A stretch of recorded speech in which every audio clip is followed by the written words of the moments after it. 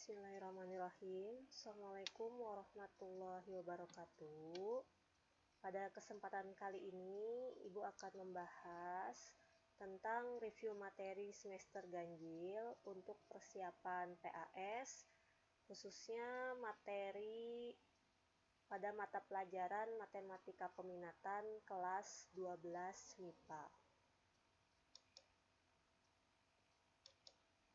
Oke.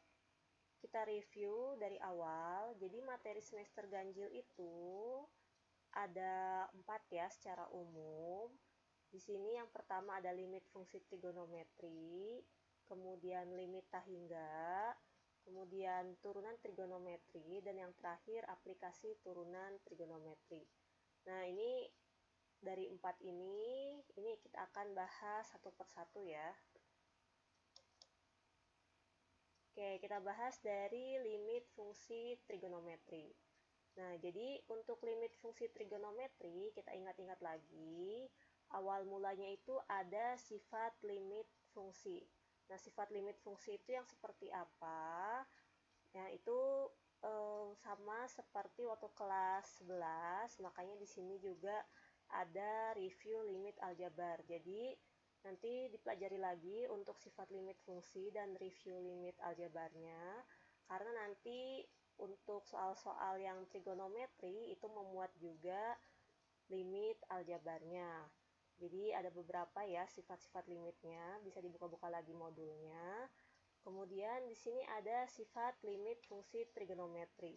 Intinya limit itu bentuknya tidak boleh 0/0 ya.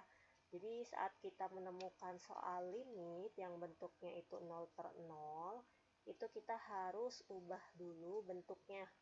Nah, jadi pas saat kita belajar limit aljabar, itu ada beberapa cara saat kita menemukan bentuk yang 0/0. Itu bisa dengan cara pemfaktoran, bisa dicari dengan cara kali sekawan, itu kalau bentuknya akar-akar, atau bisa juga menggunakan L'Hopital, yaitu dengan turunan aljabar. Nah, untuk limit fungsi trigonometri sendiri, di sini sifat dasarnya itu adalah kalau misalnya kita menemukan limit X menuju 0, bentuknya sin X per X, atau X per sin X, atau tan X per X, atau X per tan X, itu adalah sama dengan 1. Nah, nanti di situ ada pengembangannya ya, ada rumus cepatnya yang bentuknya itu sin AX per BX, berarti bisa langsung A per B, dan seterusnya ya, itu dipelajari lagi supaya bisa kita langsung mencari nilai dari limit yang bentuknya itu sin, tan, dan X aja. Nah, kemudian gimana kalau misalnya bentuknya itu bukan sin, tan, atau dalam bentuk X aja? Nah, di sini ada yang bentuk keempat, yaitu menyelesaikan limit trigonometri dengan rumus trigonometri. Jadi, tetap ya awalnya kita harus coba dulu masukkan nilai limitnya, itu X menuju berapa. Kalau misalnya bentuk atau hasilnya itu bukan 0/0, berarti itu langsung jawabannya. Nah, tapi kalau misalnya ternyata bentuknya itu adalah 0/0, berarti kita harus ganti rumusnya itu dengan menggunakan rumus-rumus trigonometri yang telah kita pelajari sebelumnya di kelas 11. Diingat-ingat lagi, itu yang paling sering muncul adalah bentuk-bentuk seperti cos 2x, cos 4x, dan seterusnya ya. Yang kita pakai waktu kelas 11 itu namanya rumus sudut ganda. Oke, selain itu juga ada bentuk-bentuk lain. Pokoknya intinya itu kalau misalnya bukan sin atau tan, berarti kita harus ubah dulu menjadi sin atau tan. Biasanya seperti itu ya, agar hasilnya itu tidak 0/0.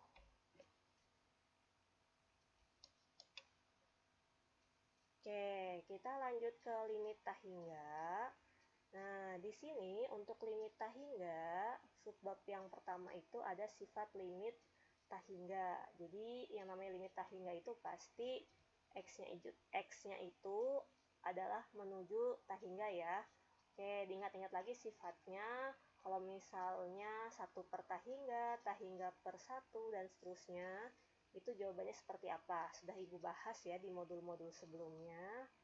Nah, kemudian di sini ada limit tahingga yang bentuknya itu tahingga dibagi tahingga.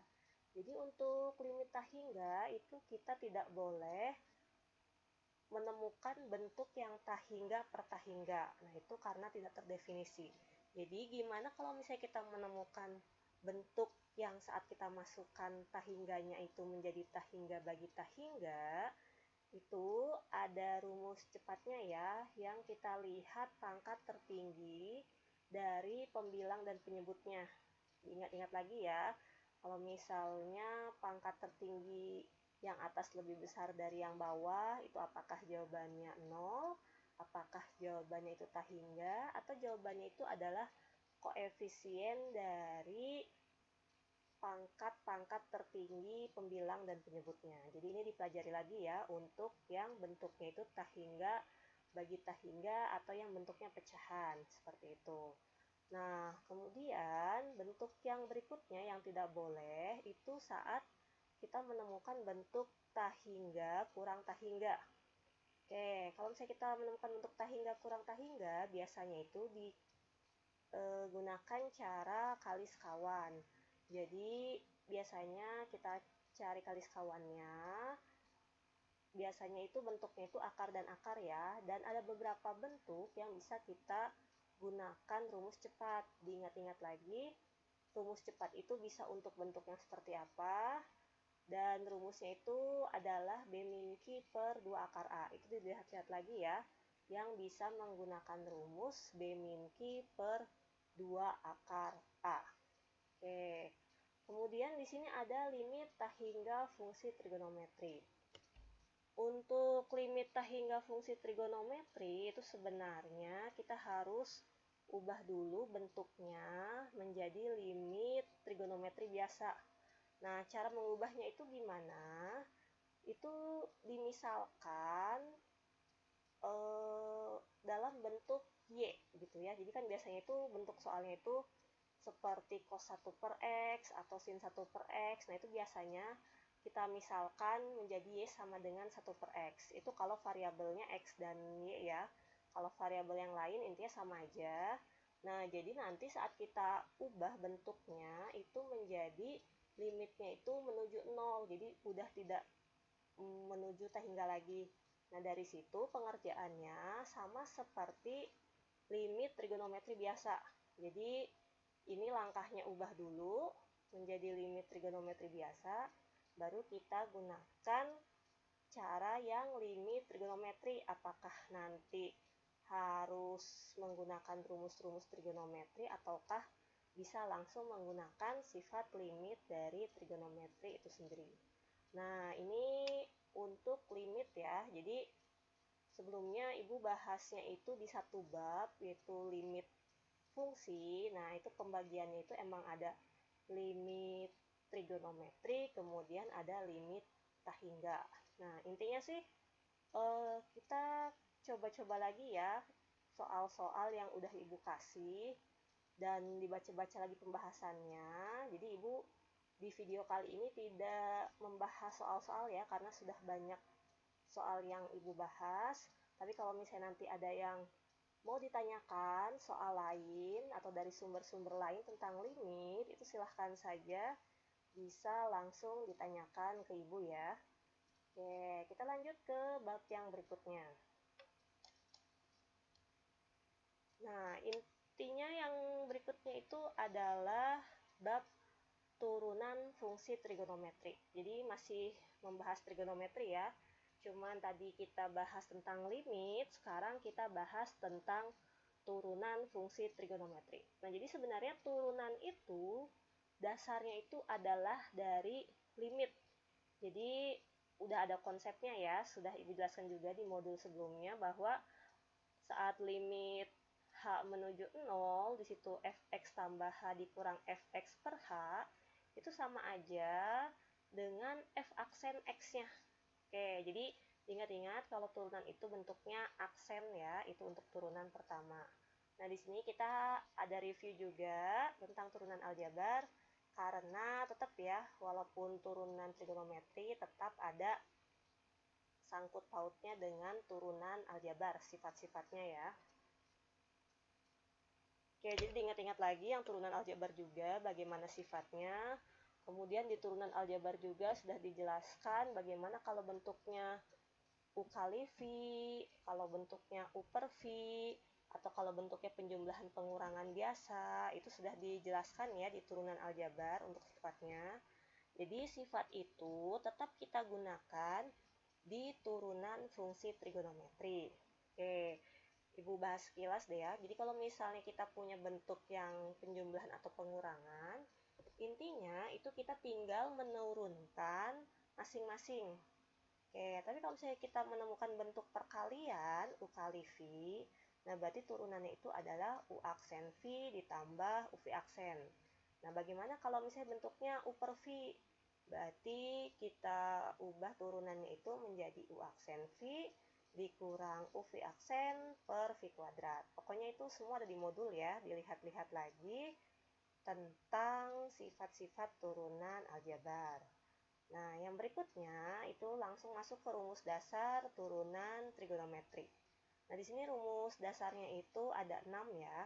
Jadi dasarnya itu kalau misalnya sin, turunannya cos, cos turunannya min sin, dan seterusnya ya, ada 6 itu untuk dasar-dasarnya. Nah, nanti berikutnya itu ada turunan trigonometri dengan aturan rantai. Di sini aturan rantainya itu ada beberapa jenis ya, dirinci oleh Ibu di modul sebelumnya.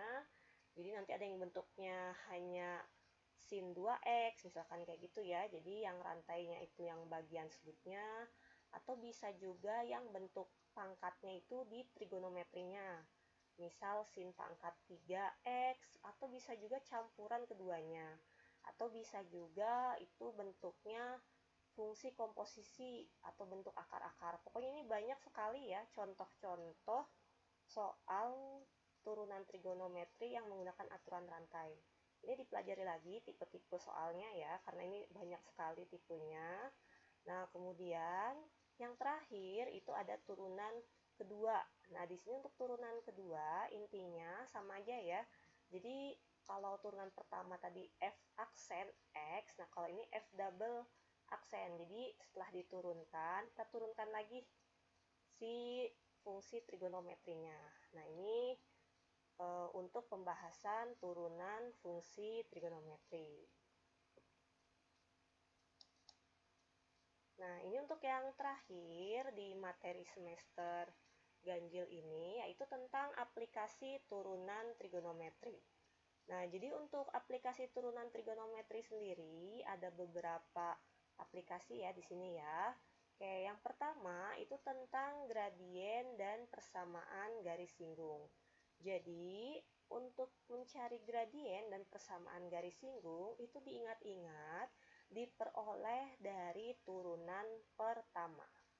Oke, jadi gradien itu diperoleh dari turunan pertama fungsi trigonometrinya.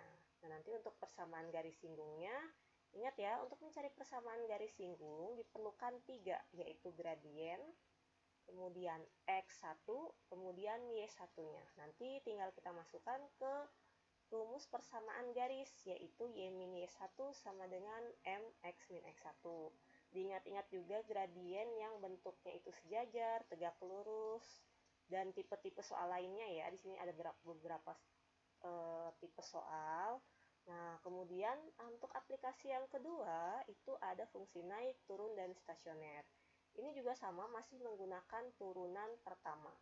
Nah, untuk fungsi naik dan turun, biasanya itu yang ditanyakan adalah intervalnya. Nah, kalau untuk fungsi naik, itu syaratnya apa? F aksen X lebih dari 0. Untuk turun F aksen X kurang dari 0. Untuk stasioner, F aksen X sama dengan 0. Jadi diingat-ingat lagi ya, naik dan turun biasanya bentuknya itu interval yang menggunakan cara turunan pertama. Sementara untuk stasioner itu biasanya yang kita cari itu titik stasionernya ya, atau nilai stasionernya. Oke, biasanya kalau titik stasioner itu bentuknya koordinat. Kalau nilai stasioner itu biasanya yang dicari hanya y-nya saja. Jadi stasioner itu f aksen x sama dengan 0. Nah, nanti kelanjutannya dari stasioner ini ada yang namanya jenis stasioner. Nanti jenis stasioner itu dibagi 3. Ada yang maksimum, ada yang minimum, dan ada yang belok horizontal. Oke, nanti mencari maksimum, minimum, belok horizontalnya itu bisa menggunakan cara turunan pertama atau cara turunan kedua. Nah, ini dibaca-baca lagi ya modulnya tentang maksimum, minimum, dan belok horizontal. Oke, selanjutnya itu ada tentang selang kecekungan atau selang cekung ke atas, ke bawah, serta titik belok. Nah, khusus untuk yang cekung ke atas, bawah, dan titik belok ini kita harus menggunakan turunan kedua. Jadi hanya ini ya yang menggunakan turunan kedua. Kecuali tadi yang jenis stasioner kita mau pakai cara turunan kedua boleh, tapi hanya untuk menentukan jenisnya saja.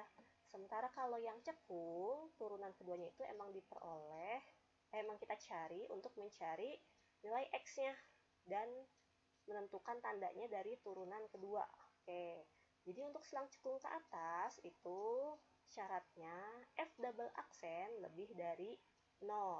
Sementara kalau cekung ke bawah syaratnya F double aksen kurang dari 0.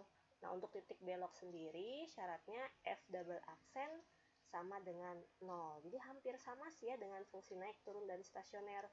Cuman yang ini mah, yang naik turun stasioner mah turunan pertama, kalau yang cekung mah turunan kedua. Itu ya, jadi dibedakan ya antara yang mana menggunakan turunan pertama dan yang mana menggunakan turunan kedua. Oke. Nah, ini yang terakhir banget ya di materi kita semester ini, yaitu tentang soal cerita untuk aplikasi turunan trigonometri.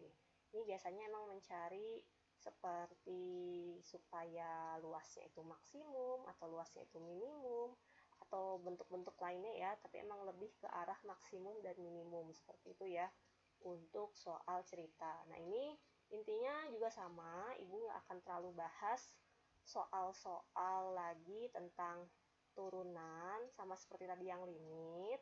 Jadi untuk review materi PAS ini Ibu hanya review materi saja sekilas dari semester ganjil untuk pertemuan awal sampai pertemuan akhir. Soal-soal itu sudah banyak Ibu kasih ya dari latihan, kuis, ulangan. Nah, itu tinggal dibaca lagi atau dipahami lagi pembahasannya. Atau kalau masih belum paham, bisa langsung tanyakan ke Ibu ya. Oke, sekian dulu untuk review PAS kali ini. Mohon maaf apabila banyak kekurangan. Terima kasih. Wassalamualaikum warahmatullahi wabarakatuh.